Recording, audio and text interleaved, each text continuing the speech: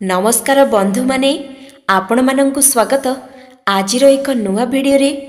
आजिर video रे आमे आपण मानंकु जणैबु उद्धार रे दियंतु नाही काहारिकु भी एही जिनिस माता लक्ष्मी क्रोधित होई जिबे। किए केते मागिले मध्य संध्या समय रे घरु एही तीनोटी जिनिस काहारिकु भी दियंतु नाही। एहा सहित जानिबा घरे वास्तुदोष थिले कौन प्रतिकार करिहेब एवं सेही वास्तुदोषकु घरु किपरि बाहर करिहेब सेही विषय रे आसंतु जानिबा।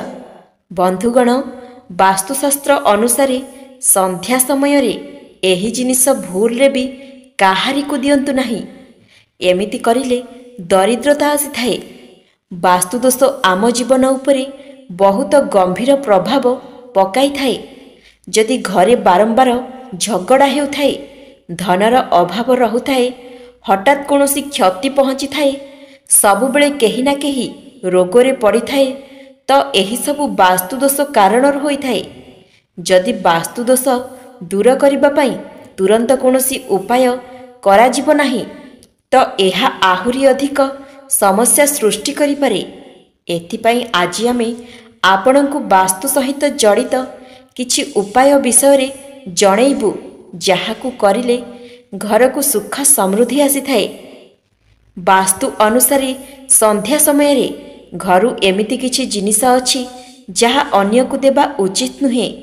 एमिति करिले वास्तुर खराब प्रभाव पड़ी थाए। किछि काम बहुत साधारण होई थाए, जहा उपरे आमे ध्यान देई पारि न थाउ एवं ताहा घरर वास्तुदोष निर्माण करि थाए एवं धीरे धीरे घर भितरे नकारात्मकता संचार करि थाए। एथिरु बाहरुथिबा नकारात्मक ऊर्जा घरर सदस्यंक मानसिक स्वास्थ्य उपरे प्रभाव पकाई थाए। आमे जानु जे घर भितरे थिबा समस्त जिनिसर निजर ऊर्जा थाए।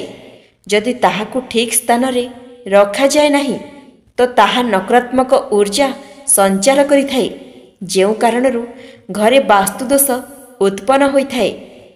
जेमिति कि जलर दिग, अग्निर दिग किंबा घंटार दिग, एही सबु जिनिसर एक निर्धारित स्थान थाए, जहाकु ठीक जगारे रखिले सकारात्मक प्रभाव पकाई थाए। आसंतु जानिबा घरकु सुख समृद्धि पई केउ कथा प्रति ध्यान देबा उचित। डस्टबिन ठीक जगह, एथिरे अनेक प्रकारर अपरिष्कार जिनिस पकाई थाउ। एहा घर भितरे थिबा सबुठारु अधिक नकारात्मकता संचार करुथिबा जिनिस अटे। एहाकु केबे भी खोला रखिबा उचित नुहे। एहाकु घरर बाहरे रखंतु।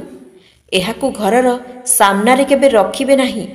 एमिति करिले नकारात्मक ऊर्जा सीधा घर भितर को प्रवेश करि थाए।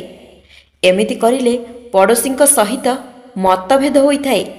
एथिपई एहाकु मुख्य द्वार ठारू दूरेई रखंतु। समय समय रे एही अपरिष्कार जिनिसकु बाहरे फोपाड़ी आसंतु। अधिक दिन पर्यंत रखंतु नाही अपरिष्कार जिनिसकु। डस्टबिन रे पकांतु नाही एही जिनिस। एथिरे भूल रे भी फलर चोपा केबे भी पकांतु नाही। एहाकु सर्वदा घरु बाहर करी फोपाड़ी देबा उचित। खराब किंबा पचा सढ़ा जिनिस एथिरे पकांतु नाही। एहा अधिक नकारात्मक ऊर्जार संचार करिथाए। एहा घरकु दुर्गंध करिथाए। एही कारणरु माँ लक्ष्मी क्रोधित होई घरु चली जाई थांती। एथिपई एहाकु घरु बाहर करी फोपाड़ी दियंतु। एमिति करिले चाकिरी व्यवसाय रे वृद्धि होई थाए।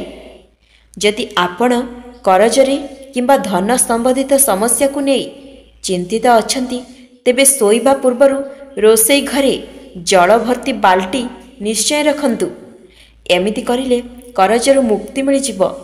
जदि बाथरूम रे जल भरी रखिबे, तो सफलता मार्ग रे आसुथिबा बाधा दूर होई जिवो। दही, एहाकु भी सूर्यास्त परे काहारिकु भी दियंतु नाही।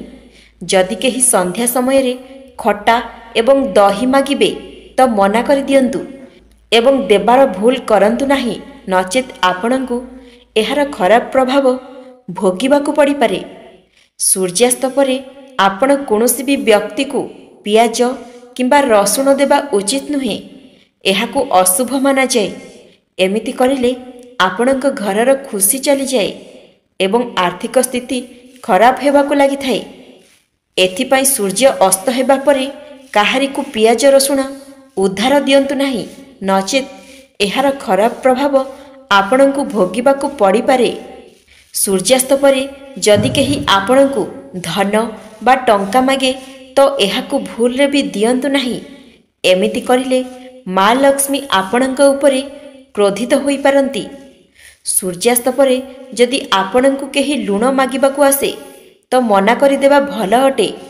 ଲୁଣ ଉଦ୍ଧାର ଦେଲେ ଆପଣଙ୍କ ଘରର ଉନ୍ନତି ଚାଲିଯାଏ। ଘରର ଛାତ ଉପରେ ଗହମ ଏବଂ କପଡ଼ା ଧୋଇବା ଉଚିତ ନୁହେଁ। ଏମିତି କରିଲେ ଶ୍ୱଶୁର ଘର ସହିତ ସମ୍ପର୍କ ଖରାପ ହୋଇଥାଏ। ମିଶ୍ରି କ୍ଷୀରି ଖାଇଲେ ମା ଲକ୍ଷ୍ମୀଙ୍କ କୃପା ବର୍ଷା ହୋଇଥାଏ। ମାସରେ ଥରେ ମିଶ୍ରି ପକାଇ କ୍ଷୀରି ବନାଇବା ଉଚିତ ଏବଂ ସେହି କ୍ଷୀରିକୁ ଘରର ସମସ୍ତ ସଦସ୍ୟଙ୍କୁ ଖାଇବାକୁ ଦେବା ଉଚିତ। ଧ୍ୟାନ ରଖିବେ, କ୍ଷୀରିକୁ ସର୍ବପ୍ରଥମେ ଘରର ବଡ଼ ଲୋକଙ୍କୁ ଦେବେ। ଏମିତି କରିଲେ ଘର ପରିବାର ଉପରେ ମା ଲକ୍ଷ୍ମୀଙ୍କର କୃପା ବର୍ଷା ହୋଇଥାଏ। ଗୁରୁବାର ଦିନ ହଳଦିଆ ଜିନିଷର ସେବନ ନିଶ୍ଚୟ କରନ୍ତୁ। ବୁଧବାର ଦିନ ସବୁଜ ରଙ୍ଗର ଜିନିଷ ଖାଇବା ଉଚିତ। ଏମିତି କରିଲେ ପରିବାରରେ ସୁଖ ଶାନ୍ତି ବୃଦ୍ଧି ହୋଇଥାଏ।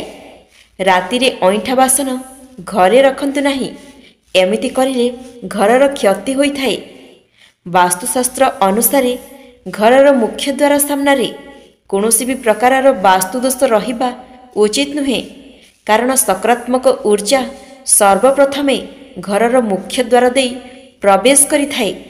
ଏମିତିରେ ଯଦି ଘରର ମୁଖ୍ୟ ଦ୍ୱାର ସାମ୍ନାରେ କୌଣସି ପ୍ରକାରର ବାସ୍ତୁଦୋଷ ଥାଏ ତ ତାହାକୁ ତୁରନ୍ତ ଠିକ୍ କରିଦିଅନ୍ତୁ।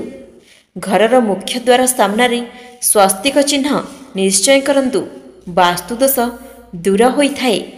ମୋଟାମୋଟି ଭାବରେ କହିବାକୁ ଗଲେ ସୂର୍ଯ୍ୟାସ୍ତ ପରେ ଦାନ କରିବା ଦ୍ୱାରା ମା ଲକ୍ଷ୍ମୀ ତାଙ୍କ ଘରକୁ ଚାଲିଯାଆନ୍ତି, ଯାହାକୁ ଆପଣ ଦାନ ଦେଇଥାନ୍ତି।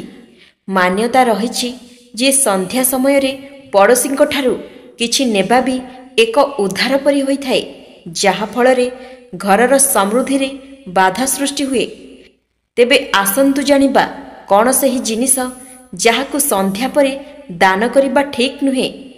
ତେବେ ସେ ଜିନିଷ ଗୁଡ଼ିକ ହେଉଛି ହଳଦୀ, ଦହି, କ୍ଷୀର, ଟଙ୍କା ନେବା କିମ୍ବା ଦେବା, ପିଆଜ କିମ୍ବା ରସୁଣ।